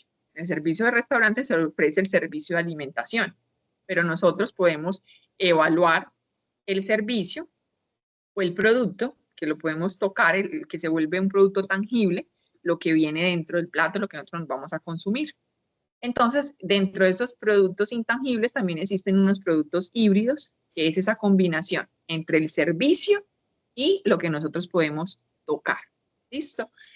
¿Qué más les puedo decir yo de todo esto? Bueno, la segmentación del mercado. Dijimos que la división del mercado en partes homogéneas, donde lo que nosotros buscamos es identificar esas características similares que deben tener esos potenciales clientes para que se puedan, digamos que lo podamos convertir en un buyer persona, en un avatar, ponerle un nombre, pero que podamos entonces buscar en el mercado que tenemos otras personas que tengan esos comportamientos, que estén ubicados geográficamente. Y esta segmentación, nosotros podemos aplicar los 5 conceptos que vimos o los 5 criterios que vimos, o podemos utilizar solamente uno dependiendo del producto o servicio que vamos a vender. Por cada producto o servicio que nosotros vamos a comercializar, deberíamos aplicar esta segmentación del mercado que nos va a permitir identificar cuál es el perfil ideal para mi producto o servicio. La DOFA es una estrategia o es una herramienta que nos permite a nosotros, a través de esos 4 conceptos, identificar a nivel interno cómo estamos y a nivel externo cuáles son esas cosas que nos podrían afectar o que nos podrían generar oportunidades de mejora. Entonces, a ver, ¿qué más les puedo decir? No, darle las gracias por haber estado con nosotros esta noche. Y espero de que estos nuevos conceptos les sirvan muchísimo para su trabajo, para el que está actualmente trabajando para mejorar de pronto en su trabajo, para el que desea emprender, para que tenga en cuenta estos conceptos, sobre todo la segmentación y la DOFA, antes de montarse en esta montaña rusa de lo que es el emprendimiento, entendiendo que vamos a tener momentos donde vamos a estar muy bien, pero vamos a tener momentos en los que emocional, físicamente, de pronto vamos a estar un poco agotados, pero que si somos persistentes, pues podemos sacar nuestras ideas de negocio a flote. Al profe Dairo, pues darle las gracias por haberme invitado a esta transferencia de conocimientos.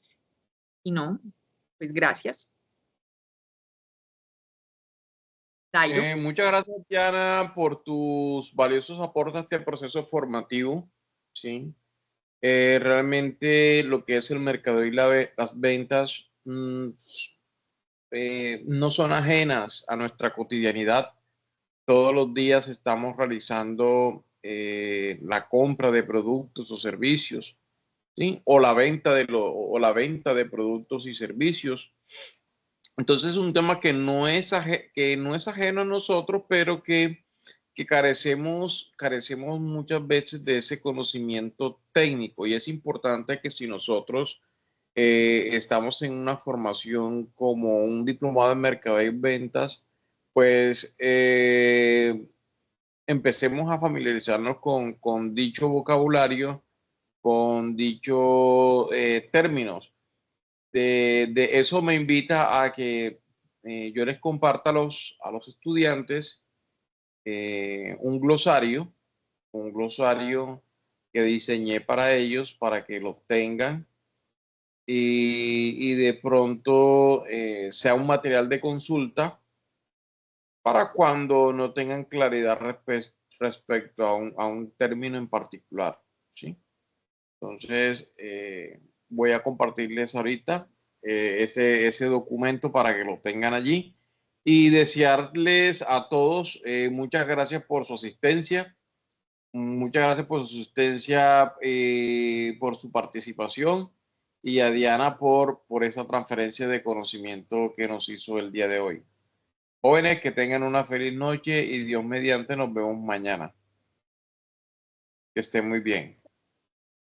Muchas gracias, profe. Gracias, Diga profe. todo.